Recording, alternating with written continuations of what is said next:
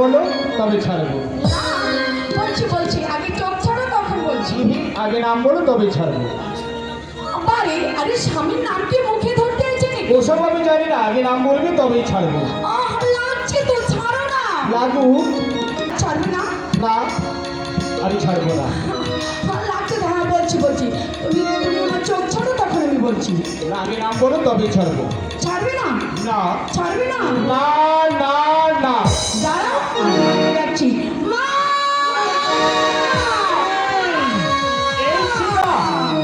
কি হচ্ছে? আবার মাকে টাকাটা কি করছো কেন?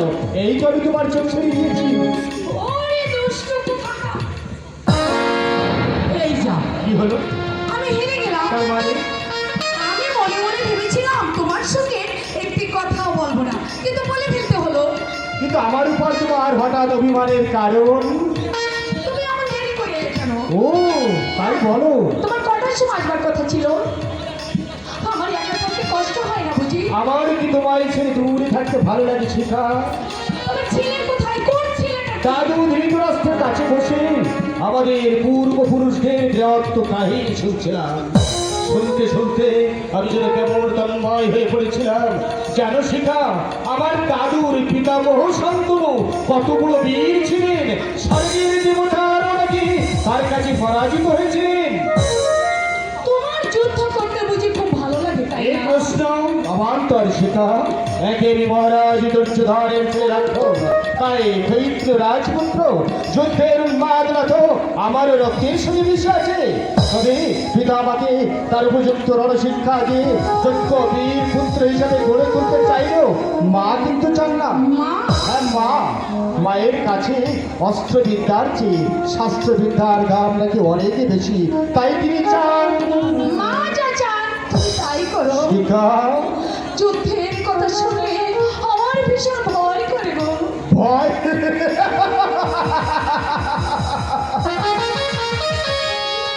তুমি দেখছি এখন নিত্যান্ত বালিকা শিখা। ভয়? কিসের ভয়?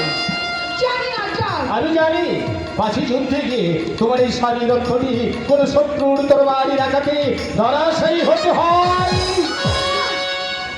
তুমি আমাকে ভয় দেখিও না বলে দিচ্ছি, তাহলে ভালো হবে না কিন্তু। কি করবে? আমি কিন্তু মাকে ডাকবো। এসে না আবার মাকে ডাকাটা কি করছো কেন? মাকে আর কষ্ট করে মাকে ডাকতে হবে না, জানো সেটা? তাছাড়া যুদ্ধ বিগ্রহের যেমন কোনো আশঙ্কা নেই। কি করে তুমি বুঝলে? অনুমান। অনুমান? হ্যাঁ শিখা, আমার অনুমান শিখা। এসো কাছে এসে শিখা। ওই যে দেখো শিখা, কেমন সুন্দর পূর্ণিমার চাঁদ উঠেছে। ওই পূর্ণচন্দ্রের জ্যোৎস্নার দ্বৈত নির্মল আকাশের মতো আমাদের এই ভারতের আকাশ এখন মেঘ মুক্ত।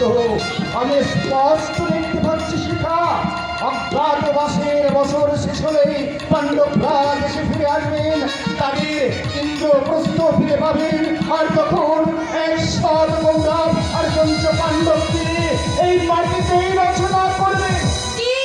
সুখের স্বর্গ। সেই স্বর্গে অভি উত্তরা তুমি আমি আমরা সবাই মিলে নাচে গানে হাসি আনন্দে বিভোর হয়ে থাকবো।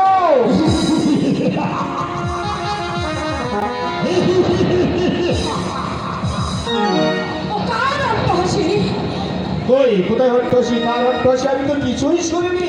আমি শুনেছি গো, আমি শুনেছি। শয়নে স্বপনে নিদ্রায় জাগরণে আমি যেন সব সময় শুনতে পাই কে যেন আমাকে বলছে, কে যেন সর্বদাই আমাকে তোমার কাছ থেকে ছিনিয়ে নিয়ে যেতে চাইছে।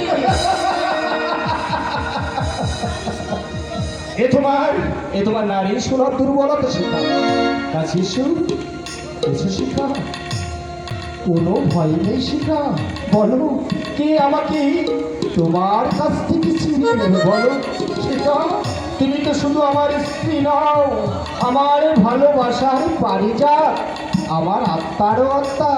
তুমি আমি এক দেহ, এক প্রাণ, এক সত্তা। এই ত্রিভুবনের মাঝে এমন কোনো শক্তি নেই যে আমাদের দুজনকে বিচ্ছিন্ন করে দিতে পারে।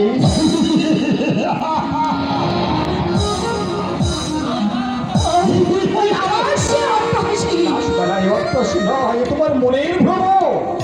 শিখা, তোমার নিশ্চয়ই মনে আছে বিয়ের দিন ঠাকুরবা তার আশীর্বাদী বালা তোমার হাতে পরিয়ে দিয়ে বলেছিল, যতদিন তোমার হাতে এই বালা থাকবে ততদিন যে আমাকে জমে স্পর্শ করতে পারবে না। হ্যাঁ, মনে আছে। এই তো ঠাকুর মা দেওয়া আশীর্বাদী বালা আমার হাতে এখনো জল জল করে জ্বলছে। তবে তবে তুমি জেনে রেখো শিখা, পূর্বের সূর্য পশ্চিমে উঠতে পারে, কিন্তু আমার ঠাকুরবা মহাসতী গঙ্গারের আশীর্বাদ কখনো মিথ্যা হতে পারে না শিখা। তাই যেন হয় গো, তাই যেন হয়। হবে শিখা হবে।